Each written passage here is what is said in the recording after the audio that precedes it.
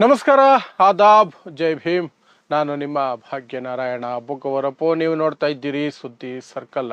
Iran ಯುದ್ಧದಿಂದ ಬರ್ತಿರುವಂತಹ ದೊಡ್ಡ ಸುದ್ದಿ ಏನು ಅಂದರೆ, ಅಮೆರಿಕದ ಅತ್ಯಂತ ಪವರ್ಫುಲ್ ಯುದ್ಧ ನೌಕೆ ಅಬ್ರಹಾಂ ಲಿಂಕನ್ ಮೇಲೆ ಇರಾನ್ 100ಕ್ಕಿಂತ ಹೆಚ್ಚು ಕ್ಷಿಪಣಿಗಳನ್ನು ಬಳಸಿ ದಾಳಿ ನಡೆಸಿದೆ. ಇರಾನ್ ಪ್ರಕಾರ ಒಂದಷ್ಟು ಅದಕ್ಕೆ ಹಾನಿಯಾಗಿದೆ. ಅಮೆರಿಕ ಪ್ರಕಾರ 100 ಕ್ಷಿಪಣಿಗಳು ಬಂದವು, ನಾವು ತಪ್ಪಿಸ್ಕೊಂಡು ದೂರ ಬಂದ್ಬಿಟ್ಟಿದ್ದೀವಿ ಅಂತ.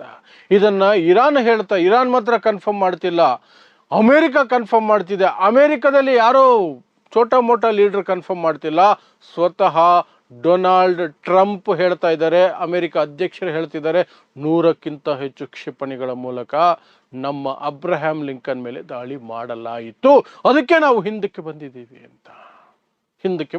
ಅಂತ. ಅದರ ಜೊತೆಗೆ ಡ್ರೋನ್ಗಳೇನು ಹಾರಾಡ್ತಿದ್ದಾವಲ್ಲ, ಅಮೆರಿಕದ ಡ್ರೋನ್ಗಳು, ಅವುಗಳನ್ನು ಇನ್ನೊಂದಷ್ಟು ಡ್ರೋನ್ಗಳನ್ನು ಹೊಡೆದು ಉರುಳಿಸೋದ್ರಲ್ಲಿ ಇರಾನ್ ಸಫಲ ಆಗಿದೆ.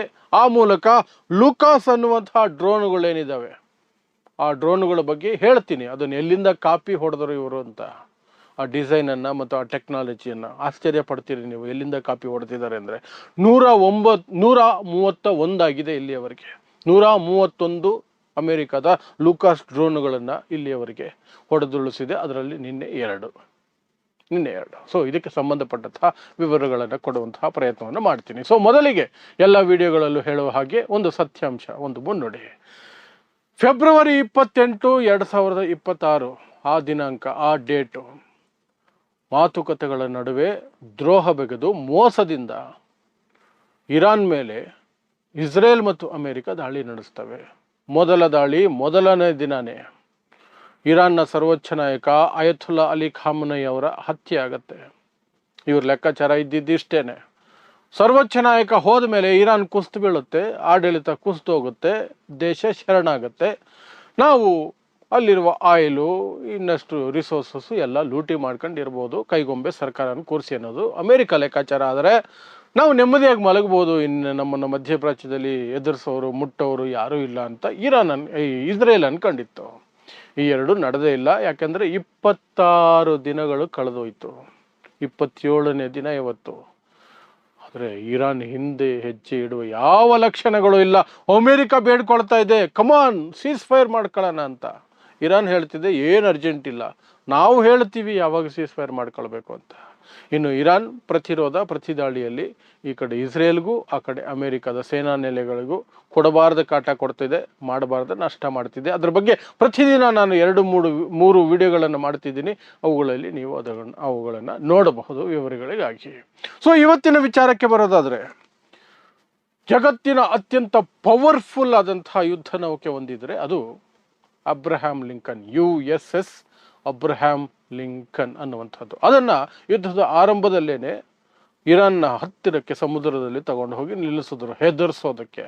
ಇರಾನೇನು ಹೆದರಲಿಲ್ಲ. ಈ ಹಿಂದೆನೇ ಇರಾನ್ ಹೇಳ್ಕೊಂಡಿತ್ತು, ನಾವು ಆಲ್ರೆಡಿ ಅದ್ರ ಮೇಲೆ ಫೈರಿಂಗ್ ಮಾಡಿದ್ದೀವಿ, ಒಂದಷ್ಟು ಹಾನಿ ಮಾಡಿದ್ದೀವಿ ಅಂತ. ಆಗ ಅಮೆರಿಕ ಹೇಳಿತ್ತು ಆ ಥರದ್ದೇನು ನಡೆದಿಲ್ಲ, ಅವರು ಮಿಸೈಲ್ಗಳು ಯಾವುದು ನಮ್ಮ ಹತ್ರ ಬರಲೇ ಇಲ್ಲ ಅಂತ. ಆದರೂ 1000 ಕಿಲೋಮೀಟರ್ ಅದಿದ್ದ ಜಾಗದಿಂದ ಹಿಂದಕ್ಕೆ ಹೋತು. ಕೇಳೋದಕ್ಕೆ ಸುರಕ್ಷತಾ ಕ್ರಮಗಳಿಗೆ ಹೋಗಿದ್ದೀವಿ ಅಂತ ಅಮೆರಿಕ ಹೇಳ್ಕೊಳ್ತು. ಬಟ್ ನಿನ್ನೆ ಹೊಸ ಮಾಹಿತಿ ಬಂದಿದ್ದೇನೆಂದರೆ, 100ಕ್ಕಿಂತ ಹೆಚ್ಚು ಕ್ಷಿಪಣಿಗಳನ್ನು ಅಬ್ರಹಾಂ ಲಿಂಕನ್ ಮೇಲೆ, USS ಅಬ್ರಹಾಂ ಲಿಂಕನ್ ಮೇಲೆ ಇರಾನ್ ಬಳಸ್ತು, ಫೈರ್ ಮಾಡ್ತು ಅಂತ. ಅದನ್ನು ಇರಾನ್ ಮಾತ್ರ ಹೇಳ್ತಿಲ್ಲ, ಅಮೆರಿಕನೂ ಒಪ್ಕೊಳ್ತಾ ಇದೆ. ಅಮೆರಿಕದ ಯಾವುದೋ ಛೋಟಾ ಮೋಟಾ ಲೀಡರ್ ಅಲ್ಲ, ಸ್ವತಃ ಟ್ರಂಪ್ ಒಪ್ಕೊಂಡಿದ್ದಾರೆ. ಎಸ್, 100ಕ್ಕಿಂತ ಹೆಚ್ಚು ಕ್ಷಿಪಣಿಗಳು ಬಂದ್ಬಿಟ್ಟು ಅಂತ. ಇರಾನ್ ಹೇಳೋದು ಒಂದಷ್ಟು ನಷ್ಟ ಮಾಡಿದ್ದೀವಿ, ಅದಕ್ಕೆ ಹಾನಿ ಮಾಡಿದ್ದೀವಿ ಅಂತ.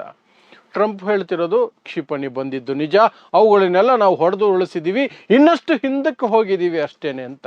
ಒಟ್ಟಿನಲ್ಲಿ ಹೇಳಿತನನ ಟ್ರಂಪ್ ಚೆನ್ನಾಗಿ ಒಪ್ಕೊಂಡಿದ್ದಾರೆ. ಎಸ್, ನಾವು ಹಿಂದಕ್ಕೆ ಓಡೋಗ್ತಾ ಇದ್ದೀವಿ ಅಂತ. 80 ಫೈಟರ್ ಜೆಟ್ಗಳನ್ನು ಲ್ಯಾಂಡ್ ಮಾಡಿಸ್ಕೊಂಡು ಒಂದೇ ಜಾಗದಲ್ಲಿ ನಿಲ್ಲಿಸ್ಕೊಳ್ಳೋ ಕೆಪಾಸಿಟಿ ಇರುವಂತಹ USS ಅಬ್ರಹಾಂ ಲಿಂಕನ್, ಪರಮಾಣು ಬಾಂಬನ್ನು ಉಡಾಯಿಸುವ ಶಕ್ತಿ ಇರುವ ಫೆಸಿಲಿಟಿ ಇರುವಂತಹ ಅಬ್ರಹಾಂ ಲಿಂಕನ್ ಈ ರೀತಿಯಾಗಿ ಹೆದರ್ಕೊಂಡು ಸಾವಿರಾರು ಕಿಲೋಮೀಟರ್ ಹಿಂದಕ್ಕೆ ಹೋಗುತ್ತೆ ಅಂದರೆ ಯಾರ ಗೆಲುವು ಅಂತ ನೀವೇ ಅರ್ಥ ಮಾಡ್ಕೊಳ್ಬಹುದು. ಸ್ವತಃ ಟ್ರಂಪ್ ಒಪ್ಪಿಕೊಂಡಿರೋದು ಇದು. ಹೌದು, ದಾಳಿ ಆಯಿತು, 100ಕ್ಕಿಂತ ಹೆಚ್ಚು ಮಿಸೈಲ್ ಬಂತು ಅಂತ. ಅಲ್ಲಿಗೆ ಆ ವಿಚಾರ ಆದಾದ್ರೆ, ಇನ್ನೊಂದು ಅವ್ರದ್ದು ಲೂಕಾಸ್ ಅನ್ನುವಂತಹ ಡ್ರೋನ್ಗಳಿದ್ದಾವೆ ಅಮೆರಿಕದು. ಒಂದೊಂದು $20 ಮಿಲಿಯನ್ ಬೆಲೆಯುಳ್ಳಂತಹ ಡ್ರೋನುಗಳು. ಇದು ಆಕ್ಚುಲಿ ಎಲ್ಲಿಂದ ಕಾಪಿ ಮಾಡಿದ್ರು ಗೊತ್ತಾ? ಇರಾನಿಂದ ಕಾಪಿ ಹೊಡೆದಿದ್ದೇವರು. ಯಾಕಂದ್ರೆ ಇವರು ಡ್ರೋನ್ಗಳು ಮೊದಲು ಮಾಡ್ತಿದ್ದು ಅಮೆರಿಕದವರು ಬಹಳ ಕಾಸ್ಟ್ಲಿ ಇತ್ತು.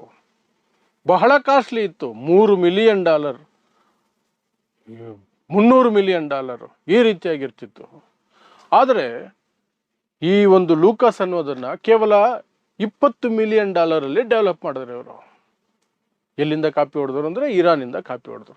ಇರಾನ್ನ ಶಾಹಿದ್ ಅನ್ನುವಂಥ ಡ್ರೋನ್ಗಳೇನಿದಾವಲ್ಲ, ಈ ಕಡೆ ದುಬೈಯಿಂದ ಹಿಡಿದು ಅರಬ್ ರಾಷ್ಟ್ರಗಳನ್ನ ನಡುಗಿಸ್ತಾ ಇರುವಂತಹ ಡ್ರೋನ್ಗಳು ಅದೇನೆ ಶಾಹಿದ್ ಡ್ರೋನ್ಗಳು. ಈ ಕಡೆ ಇಸ್ರೇಲನ್ನು ನಡುಗಿಸ್ತಾ ಇರೋದು ಅದೇ ಡ್ರೋನ್ಗಳು. ಆ ಡ್ರೋನ್ಗಳನ್ನು ಬಳಸ್ಕೊಂಡೇ ದಾಳಿಗಳು ನಡೆಸ್ತಾ ಇರೋದು ಇರಾನ್. ಸೊ ಆ ಡ್ರೋನ್ಗಳನ್ನು ಡೆವಲಪ್ ಮಾಡಿರೋದು ಇರಾನ್. ಕಡಿಮೆ ವೆಚ್ಚದಲ್ಲಿ ಪವರ್ಫುಲ್ ಆದಂತಹ ಡ್ರೋನ್ಗಳನ್ನು ಮಾಡಿದೆ. ಅದನ್ನು ಕಾಪಿ ಹೊಡೆದು ಇವರು ಸಹ ಲೂಕಾಸ್ ಅಂತ ಅದಕ್ಕೆ ಹೆಸರು ಕೊಟ್ಕೊಂಡ್ರು. ಅಂತಹ ಲೂಕಾಸುಗಳಲ್ಲಿ 2 ನಿನ್ನೆ ಪತನ ಆಗಿದ್ದಾವೆ, ಡ್ಯಾಮೇಜ್ ಆಗಿದ್ದಾವೆ. ಅಂದರೆ ಬಳಸೋದಕ್ಕೆ ಸಾಧ್ಯನೇ ಇಲ್ಲ. ಆ ರೀತಿ ಮುಗಿಸಿದ್ದಾರೆ ಇರಾನ್ ಕಡೆಯಿಂದ ಒಂದಷ್ಟು ಕ್ಷಿಪಣಿಗಳನ್ನು ಮತ್ತು ಡ್ರೋನುಗಳನ್ನೇ ಬಳಸಿ. ಇಲ್ಲಿ ಆ ಮೂಲಕ ಆ 2 ಸೇರಿಸಿದ್ರೆ ಇಲ್ಲಿಯವರೆಗೆ ಅಮೆರಿಕದ ಲೂಕಾಸ್ ಡ್ರೋನುಗಳು, ಪತನ ಆಗಿರೋ ಲೂಕಾಸ್ ಡ್ರೋನುಗಳ ಸಂಖ್ಯೆ 131ಕ್ಕೆ ಹೋಗುತ್ತೆ. 131 ಇಂಟು $20 ಮಿಲಿಯನ್ ಅಂತ ಲೆಕ್ಕ ಹಾಕಿದ್ರು ನೀವು ಎಲ್ಲಿಗೋ ಹೋಗುತ್ತೆ. ಸೊ ನೀವು ಅರ್ಥ ಮಾಡ್ಕೊಳ್ಳಿ ಎಷ್ಟು ದೊಡ್ಡ ನಷ್ಟ ಅಮೆರಿಕಾಗ ಆಗ್ತಿದೆ ಅಂತ. ಈ ಕಾರಣಕ್ಕೇನೆ ಪಾಪ ಅಮೆರಿಕ ಅಂಗಲಾಚ್ತಾ ಇರೋದು. ಕಮಾನ್ ಸೀಸ್ ಫೈರ್, ಪಾಕಿಸ್ತಾನ ನೀನಾದ್ರೂ ಮಧ್ಯಸ್ಥಿಕೆ ವಹಿಸುವಂತ ಅಭಿಕಾರಿ ದೇಶಕ್ಕೆ ಮಧ್ಯಸ್ಥಿಕೆಯನ್ನು ವಹಿಸ್ಕೊಟ್ಟಿದ್ದಾರೆ ಅಮೆರಿಕದವರು. ಆ ಮಟ್ಟಕ್ಕೆ ಅಮೆರಿಕದವರು ಬರಗೆಟ್ಟೋಗಿದ್ದಾರೆ, ಆ ಮಟ್ಟಕ್ಕೆ ಅಮೆರಿಕದವರು ದಿಕ್ಕೆಟ್ಟೋಗಿದ್ದಾರೆ.